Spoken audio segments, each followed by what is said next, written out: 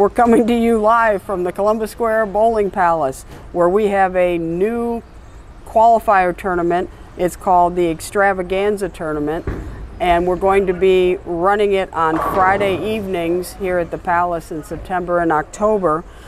What we're doing is we're running qualifiers with a finals to try to win a spot into the Hall of Fame Xtravaganza May 2025.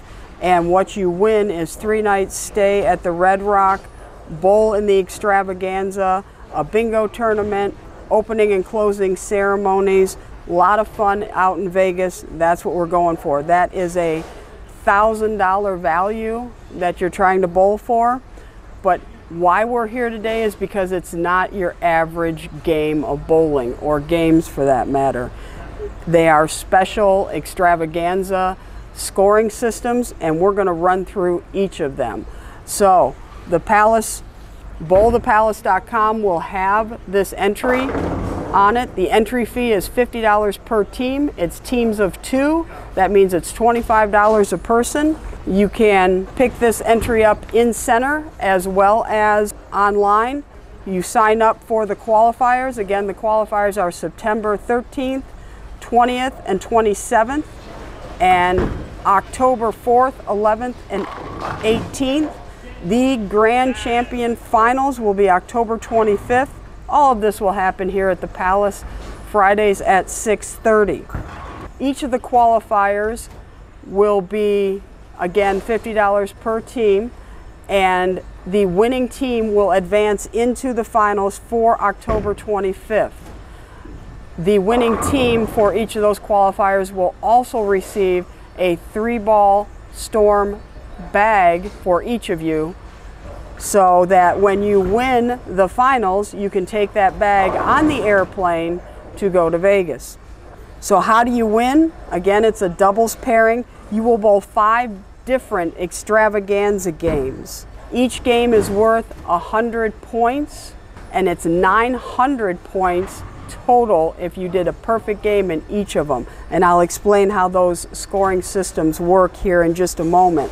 The tournament rules are on the back of the entry form, and that will be, again, available online, bowlthepalace.com, as well as in center. With that entry will be an example sheet of how each of these 5 games works. I'm going to run through each of the 5 games now, because it has nothing to do with regular bowling other than you're going to throw at 10 pins. The first one that we're going to talk about is Lucky 13. Here's an example of the score sheet for Lucky 13. I'm going to explain it to you. You and your partner will bowl a Lucky 13 game. You will have 2 shots per frame, bowling at 10 pins per shot. So what does that mean? Getting a 0 or a strike in any one of these games at any time ends your frame. So you cannot strike and you cannot 0. So you throw at as many pins as you can get, adding up to a total of 13 and 2 shots. In the example that we have here, the first shot that this bowler bowled was an 8. Then they re-racked, they got 10 pins, they got 3 more. 8 and 3 are 11. You're supposed to get as close to 13, if not hitting 13 on the nose in those 2 shots. There is a grid for scoring once you add up those 2 shots. If you get to 13 on the nose in 2 shots, you will receive 10 points. If you get 12 to 14 in 2 shots, you'll get 7. If you get 8 or 11, you get 5. If you get 15 or 18, you get 5. If you get 2 or 7, you get 1.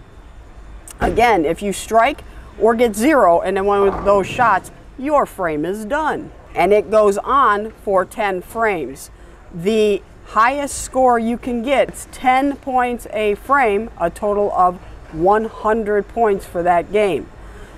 Then you are done with one of the Xtravaganza games. You only have 4 more to go. The next one is called simply Odd Pin. The score sheet looks like this. So you and your partner will bowl individual games. You have 1 shot per frame, and you try to get an odd number of pins down. If you get an odd number of pins down, again, not getting 0 and not striking, if you get an odd number of pins down, you get exactly that number as your score. In the example here, the bowler shot a 7 in the first frame, so his running total is 7. The second shot, he struck. Well, your running total is still 7, because once again, strike is 0. Your frame is done. In the third frame, he gets 3, so that's an odd number. So we add that to the 7 in the running total. By the end of the third frame, he has 10 points. Fourth frame, he gets a 5. A 5 is an odd number. You add it to 10, you're up to 15. In the fifth frame, he rolls an 8. An 8 is an even number. Even numbers get you 0, so we're still at 15. As you can see, you take 10 shots, you figure out your running total from that. Because in the odd game, if you get 9 every frame, that is the best you can do in the odd pins. So 9 times 10 is 90.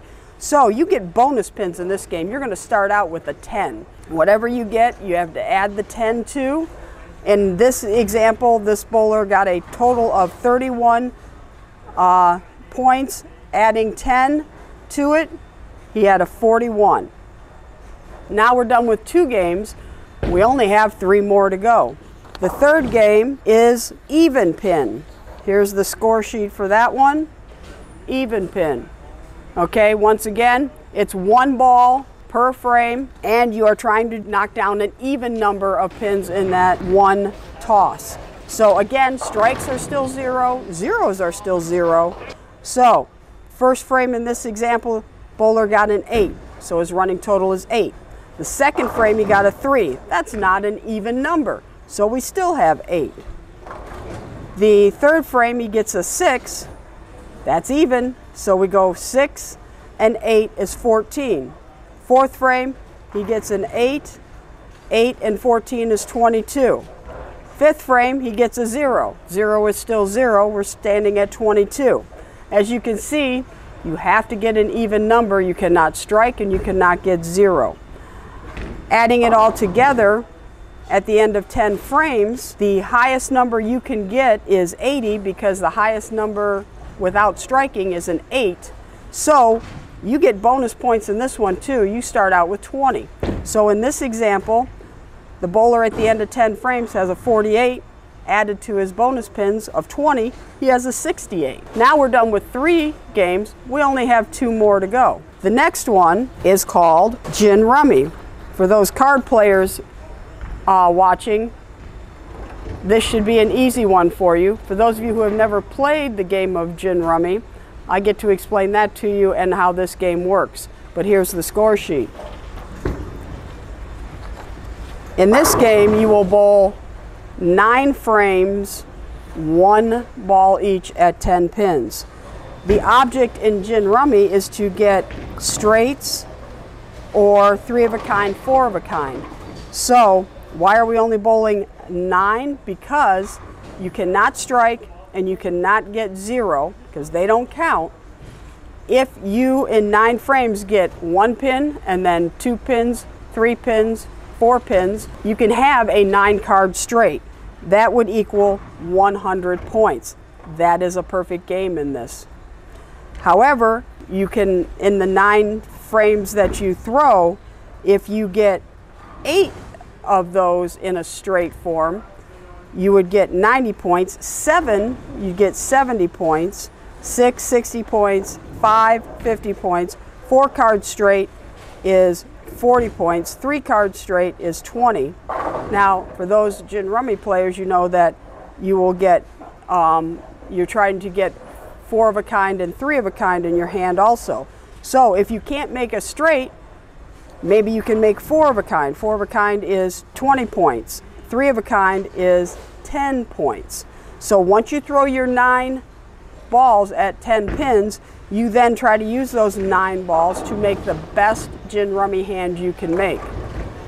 Now we are done with 4 of the 5 games. The last game, you work in tandem.